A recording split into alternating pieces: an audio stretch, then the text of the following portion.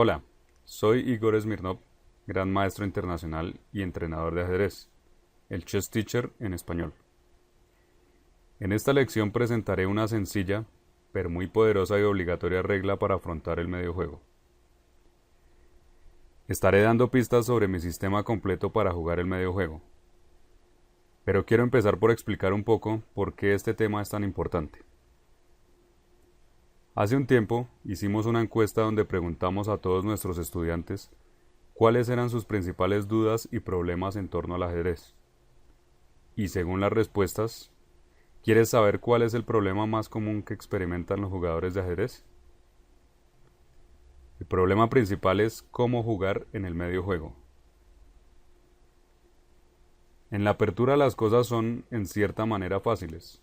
Se escoge la apertura que gusta, se aprenden los movimientos principales y se imitan de memoria en el tablero. Entender a fondo una apertura es otra cosa muy diferente, pero empezar a jugar una apertura es fácil. En cambio, cuando se termina la fase de apertura y aparece la posición compleja de medio juego, con todas sus opciones posibles, aparece también la confusión, porque no es fácil saber qué hacer. Vamos a ver unos ejemplos. Tenemos aquí una situación relativamente estándar de medio juego. La fase de apertura ha terminado, ambos bandos han desarrollado sus piezas y es el momento de empezar a concebir un determinado plan de medio juego. Es el turno de las blancas. Piensa por un momento cómo jugarías. En realidad las blancas tienen muchas opciones en sus manos. Se puede llevar el alfil de 3 a una posición más activa, tal vez allí o acá. El otro alfil podría ir a G3 o tal vez H4. El caballo de 2 puede transferirse a una casilla más activa, como puede ser C3 o G3. Las torres se pueden movilizar hacia alguna columna central. En conclusión, casi que podemos hacer cualquier movimiento que se nos antoje.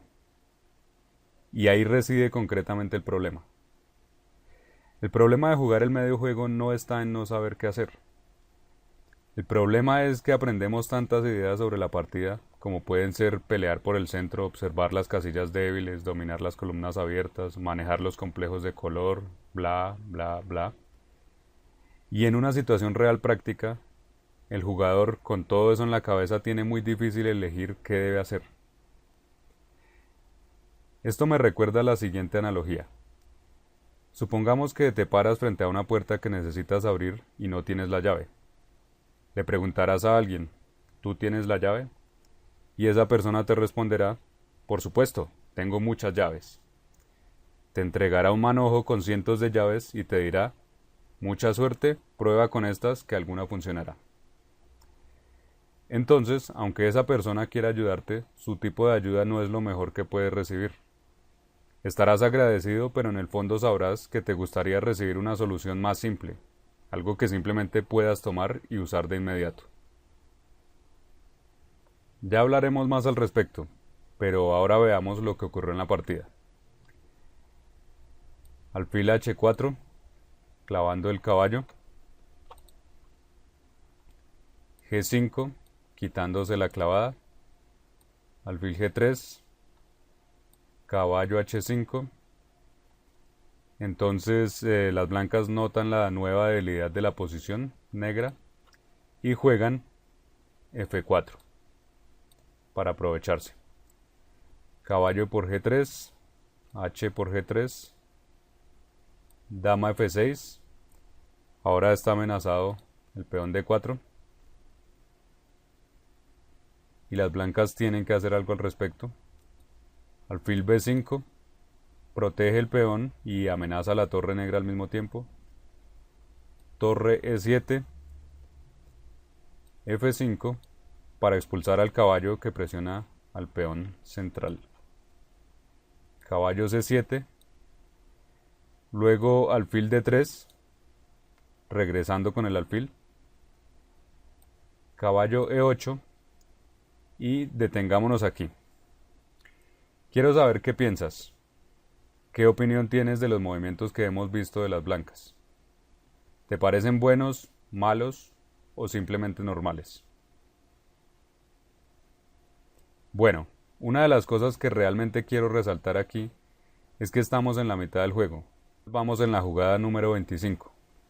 Mientras tanto, las blancas no han movido su torre de la esquina.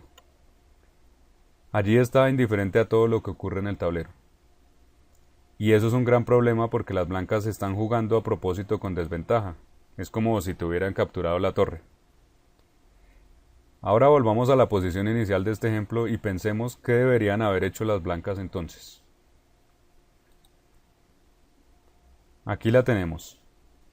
Por cierto, los jugadores de esta partida tienen un rating aproximado de 2000. Y no es casualidad que haya tomado como ejemplo esta partida de jugadores promedio en lugar de tomar una de grandes maestros de élite. Quiero que veas lo que ocurre una y otra vez en las partidas de los simples mortales. Vemos que todos los movimientos que hicieron las blancas son aparentemente lógicos.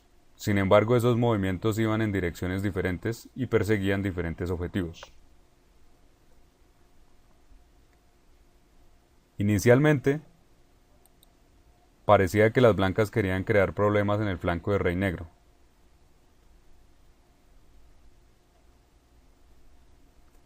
Luego jugaron F4 para presionar los peones de allí como queriendo abrir el flanco de rey, lo cual tiene sentido. Sin embargo, después de esto, las blancas empiezan a jugar súbitamente en el flanco de dama, desviando su alfil de la dirección en que apuntaba al flanco de rey. Y luego, en lugar de abrir el flanco de rey, lo cierran. Y como dijimos antes, sobre todo esto, mientras se daban todos estos movimientos, mientras se avanzaba en la partida, la torre blanca en A1 permanecía sin unirse a la acción. Volvemos de nuevo a la posición original. Lo principal que debes aprender aquí, de una posición al comenzar el medio juego, es que no todas las piezas están completamente desarrolladas. Es muy común tener la torre A1 sin mover, en total pasividad. También está la torre F1, que apenas ha participado en el enroque sin hacer nada más. Por lo tanto, estas dos piezas todavía necesitan desarrollarse. Las mejores ubicaciones para estas son usualmente las líneas centrales, las columnas C, D o E. Solo hay que moverlas allí, idealmente a una columna que esté abierta.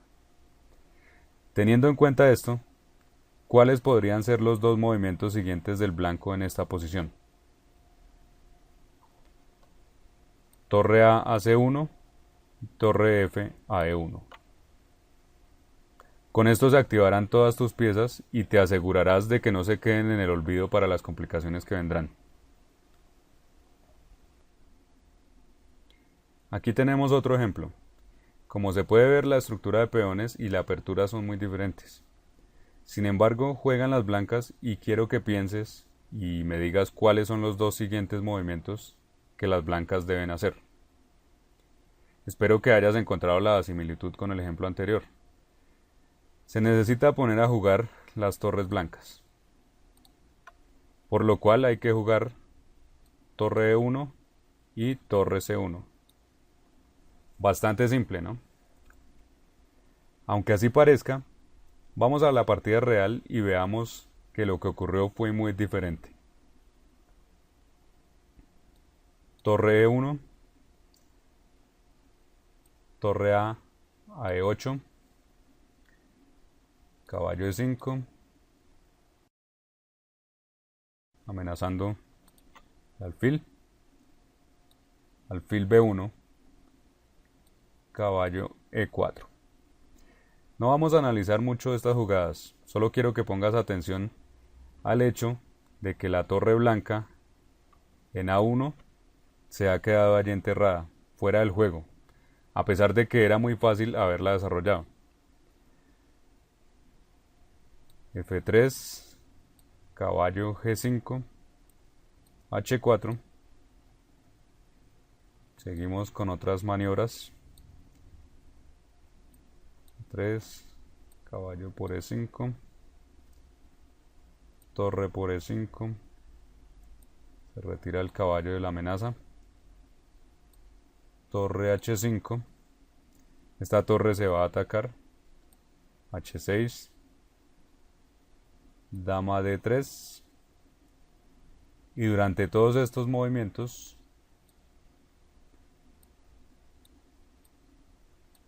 otra vez estamos en la jugada número 25 y la otra torre blanca sigue atrapada en la esquina sin hacer absolutamente nada. Este ejemplo también fue tomado de jugadores de rating aproximado de 2000. No doy los nombres porque seguramente nadie los conoce. Sin embargo, ten por seguro que esto no ocurre únicamente al nivel que tienen estos jugadores.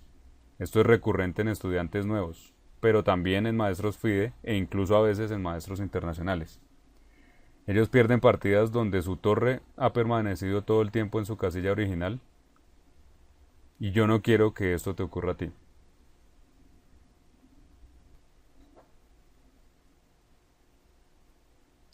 Esta vez juegan las negras. Como siempre, analicemos un poco y veamos qué se puede hacer con el turno. Por supuesto que ahora puedes aplicar lo aprendido de los ejemplos anteriores. Pero antes de hacer lo correcto, vamos a ver lo que ocurrió en la partida real. El negro jugó A6 y después del intercambio se jugó C4, con lo cual se destruye la posición negra y la partida no dura mucho más. Regresamos y pensemos qué se debería haber jugado. Como siempre necesitas pensar en cómo poner a jugar tus torres. Actualmente están inactivas y es necesario activarlas de alguna manera. Lo normal es que en el medio juego hayamos enrocado. En esta ocasión es difícil hacerlo porque el caballo negro está clavado y su rey no puede enrocar y dejarlo abandonado.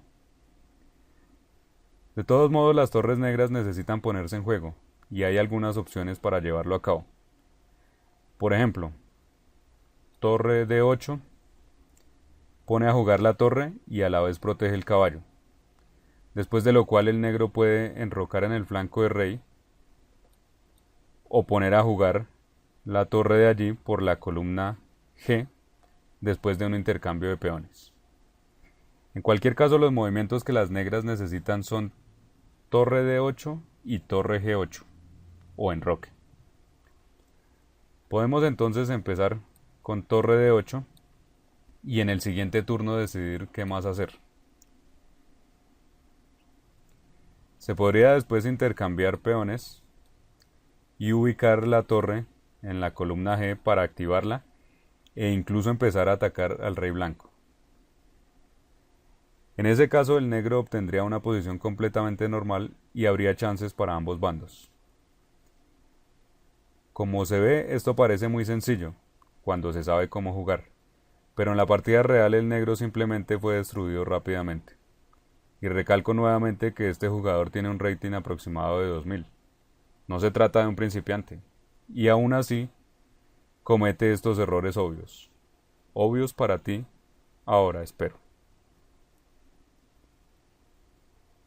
Como conclusión tenemos la gran importancia de poner tus torres en líneas centrales al iniciar el medio juego.